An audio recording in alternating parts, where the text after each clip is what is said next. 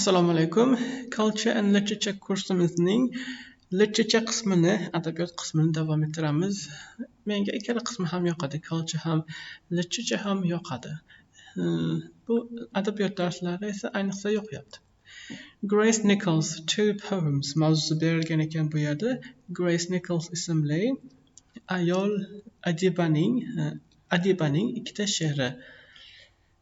Exercise 1. Do you prefer to read poetry to yourself in silence or to listen to somebody reading it out loud? Why? I think I prefer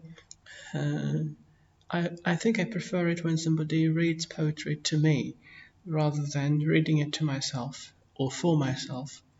I'm not really a fan of poetry. I prefer prose, stories, instead of poems.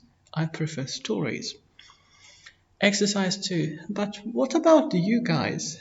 Do you like poetry, or do you, like me, prefer prose and never read poetry at all? Write in the comments. Exercise 2.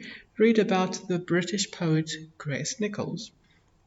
Grace Nichols was born in 1950 in Guyana, a Caribbean country located on the northern coast of South America. Grace Nichols 1950-yilda Karibdagi Gayanada tug'ilgan. Gayana esa Janubiy Amerikaning shimolida joylashgan davlat ekan. Bu adashmasam Braziliyadan yuqorida. Ya'ni Janubiy Amerikaning shimolining sharqida bo'lishi kerak.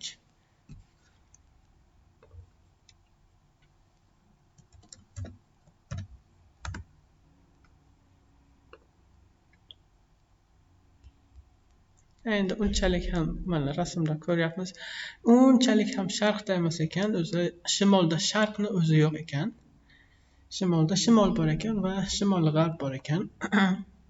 Lekin mana sharq tomonida xullas. Bu tomonda esa Kolumbiya, Peru kabi davlatlar bor xullas. Endi unchalik ham Janubiy Amerika xaritasini yaxshi bilmayman. O'sha Guyana degan joyda tug'ilgan ekan. She moved to England in 1977 and has lived there ever since. 1977-yilda Angliyaga ko'chib kelgan ekan, ko'chib borgan ekan. Xuddi o'zim o'sha yerda yashadigandek ko'chib kelgan. Ko'chib borgan ekan va hali ham o'sha yerda yashar ekan Grace Nichols.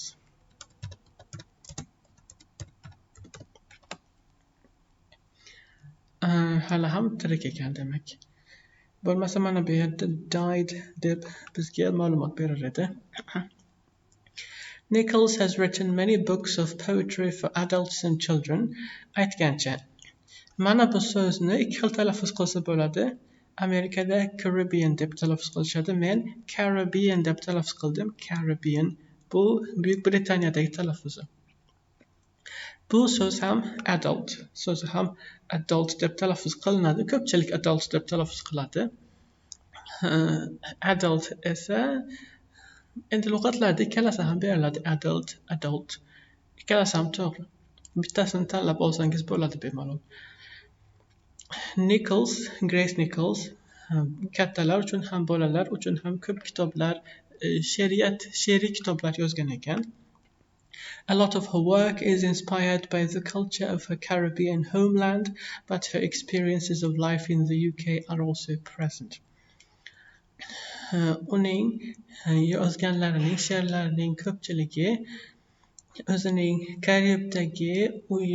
Karibdagi vatanidagi madaniyatdan ilhomlangan ekan, lekin o'zining Birlashgan Qirollikdagi hayotidagi boshdan kechirganlari ham she'rlarida ifodalangan ekan. This unique mix of influences can be seen in the subject and language she uses in her poems. Bu o'ziga xos ta'sirlar qorishmasi o'z she'rlarida ishlatadigan mavzular va tilda ko'ra olar ekanmiz. What aspect of Grace Nichols's childhood made her work different from other British poets? The fact that she comes from a different country is different because when you hear the word combination a British writer or a British poet, you think of someone who was born and grew up in England or somewhere in Great Britain. But she was not born in Great Britain. She did not come to England until she was about 27 years old. So that was one of the differences. Exercise 3. Before you read the poems, answer these questions. How do different types of weather make you feel? Rain, sun, storms, etc. How can they affect your day? Um, the weather does affect my mood. When it is raining or snowing, I don't really that type of weather. I don't feel good about the rain or snow. I don't feel happy when it snows or rains. But when the sun is shining and it's a nice day, I feel more cheerful. I feel more happy. When there is a storm, the storms don't affect me that much. I don't feel terrified because there is a storm going on. I'm not afraid of lightning. I'm not afraid of the thunder and lightning because when those things happen, I'm always indoors. I'm always inside the building. So why should I be afraid? Um, but I do not like it when it storms either. I don't like storms. I don't like rain. I don't like snow. Not some of my favorite things in the world. Exercise 4. Choose the correct definition for these words from I Am the Rain. Before we do that, we need to read the poem I Am the Rain, and it's on page 36. I hope it's okay that I'm talking in English. When you can speak in English, you should.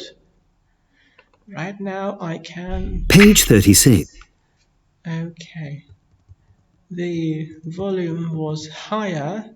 It was at 100% because I had an offline lesson today before this one from 2 p.m. to 4 p.m. It was a pair of students who are preparing for their next IELTS test. Both of them have taken a test before.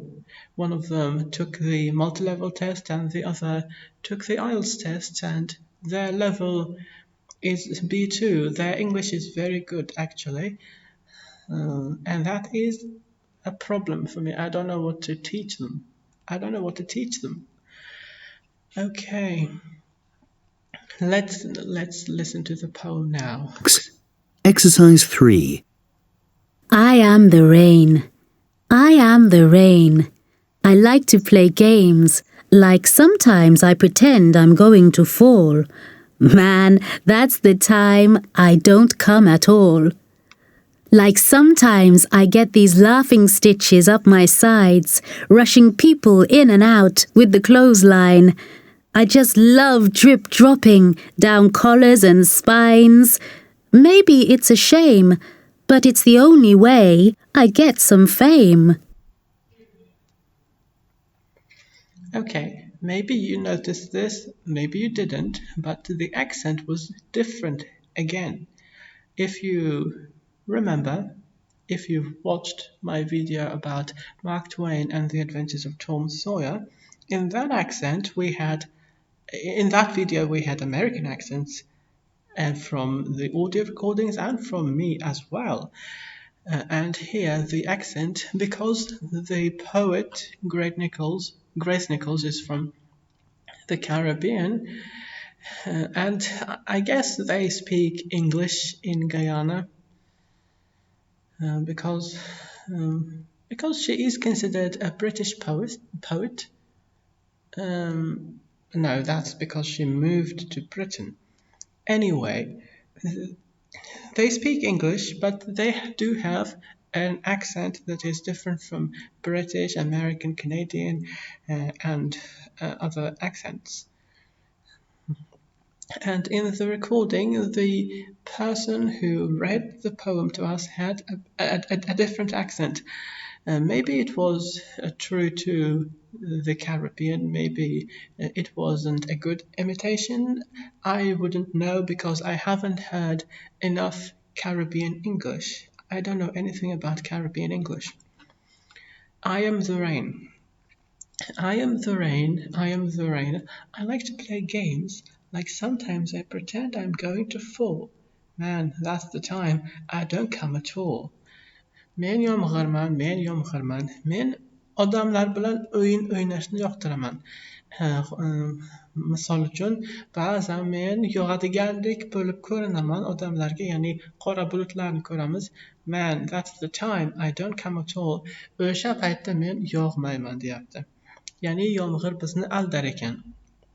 Ba'zan bulutlarni ko'rishimiz mumkin ekan, lekin yomg'ir yog'mas ekan. Like sometimes I get these laughing stitches up my sides, rushing people in and out with a clothesline.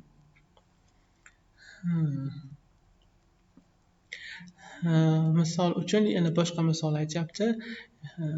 Ba'zan menning kulgidan ichagim uziladi. Odamlarni kirlarini, torga osib qo'yilgan kirlarini yig'ib olish uchun yugurtirganimda deb mana shu ma'noni tushunyapman, balki boshqa ma'no bordir bu yerda.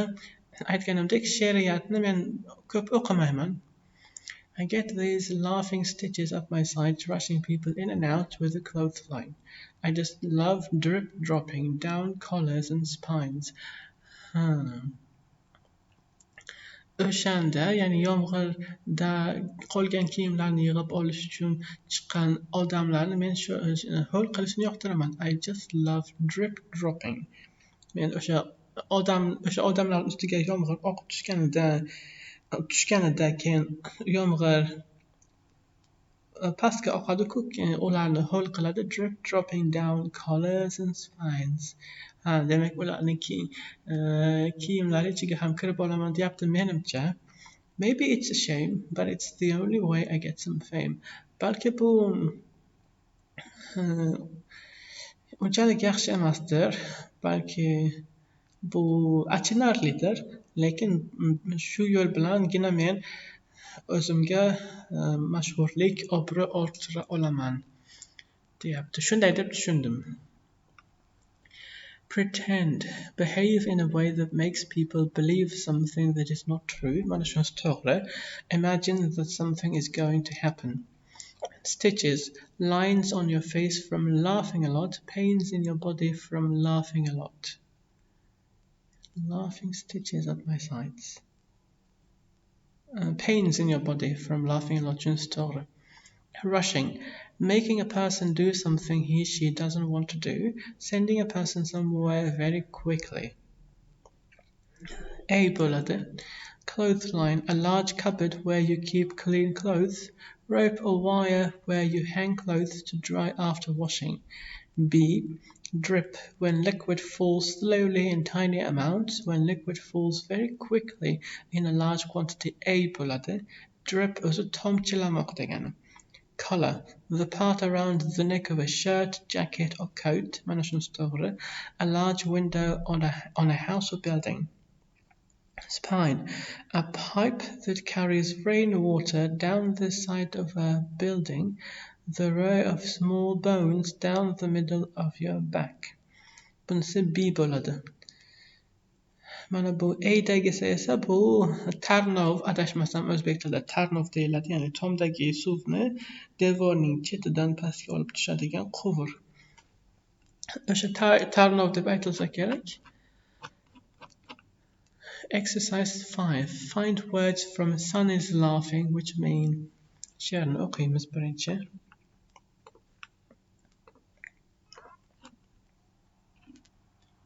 Page 36. Exercise 3. Sun is laughing. This morning, she got up on the happy side of the bed, pulled back the grey sky curtains, and poked her head through the blue window of heaven, her yellow laughter spilling over, falling broad across the grass, brightening the washing line, giving more shine to the back of a ladybug, and buttering up all the world. Then, without any warning, as if she was suddenly bored, or just got sulky because she could hear no one giving praise to her shining ways, Sun slammed the sky window closed, plunging the whole world into greyness once more. Oh, Sun, moody one, how can we live without the holiday of your face?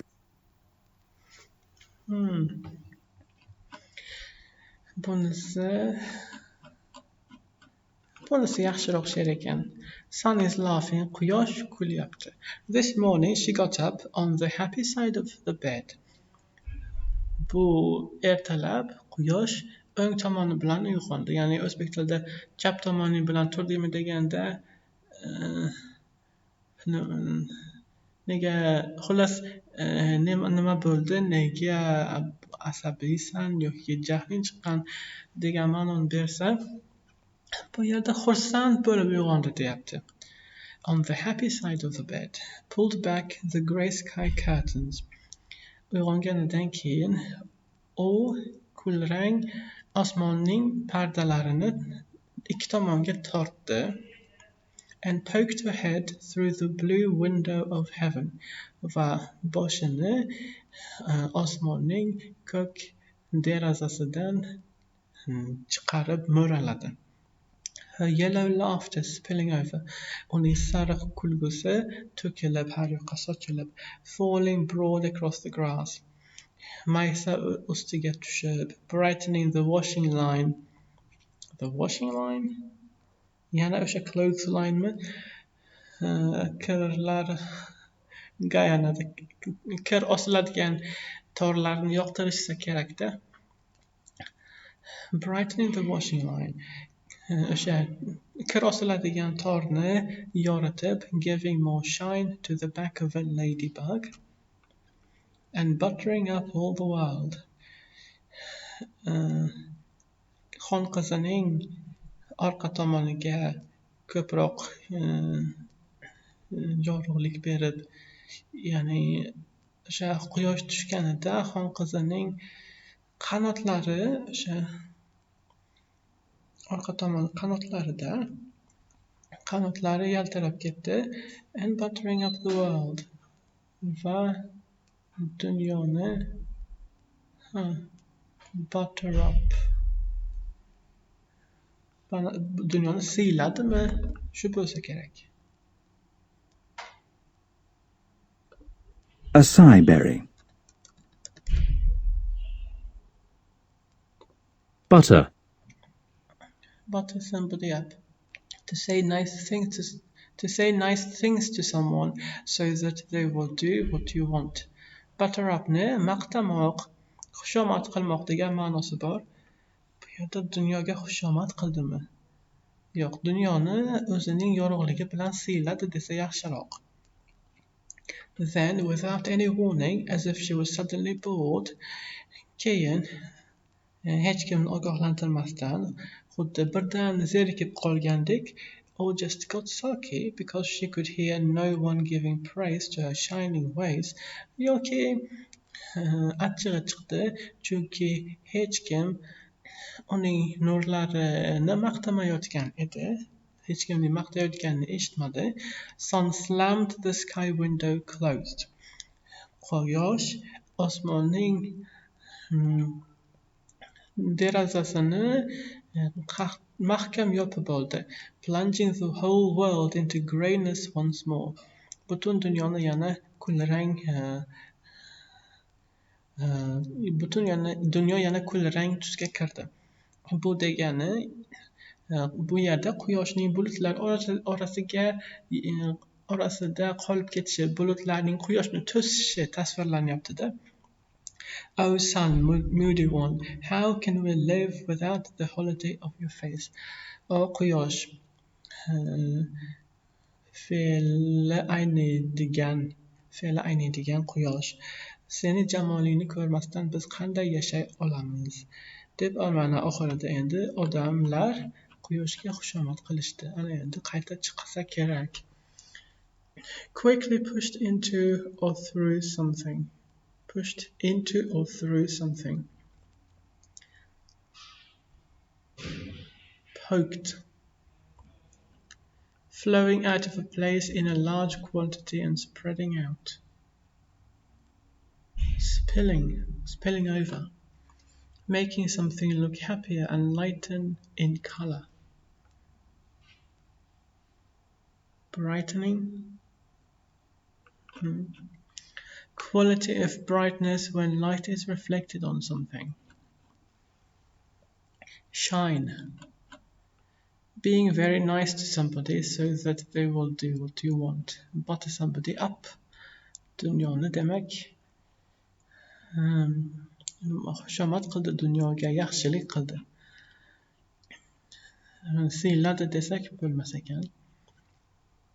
Something that tells you a bad thing is going to happen. Warning. When you are in a bad mood and won't speak because you are upset about something. Sulky. Words that show approval or admiration. Praise.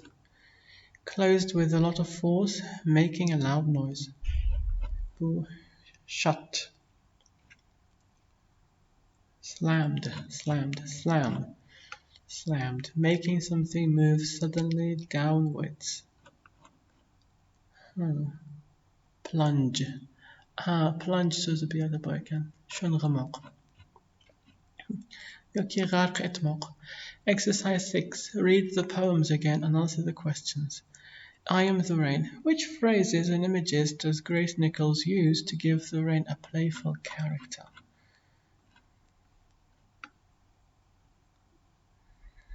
Sometimes I pretend I'm going to fall. That's the time I don't come at all. Bu she'rlarda qofiya ham bor. Unchalik e'tibor bermadim, lekin qofiyasi bor. I get these laughing stitches up my sides, rushing people in and out with a clothesline. I love drip dropping down collars and spines.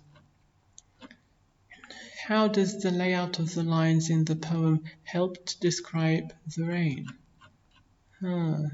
Demak bu yerda mana so'zlar keyingi qatorga sabab o'tkazilgan. Bu chaotic, tartibsiz, bespорядок bu. Demak mana shu yomg'irni tasvirlash uchun qilingan ekan. What is the sun's mood in the first stanza?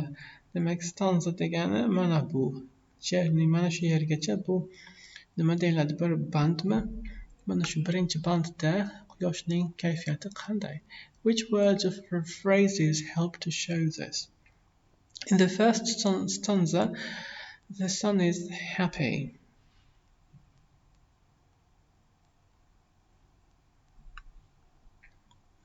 Bittagina so'z bor ekan, o'zi ko'rsatadigan. She got up on the happy side of the bed. How is her mood different in the second stanza? In the second stanza, the sun is sulky.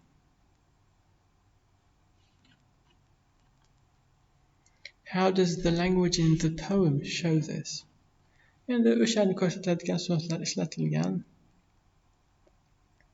Plunging the whole world into grayness once more. What are the grey sky curtains? The grey sky curtains.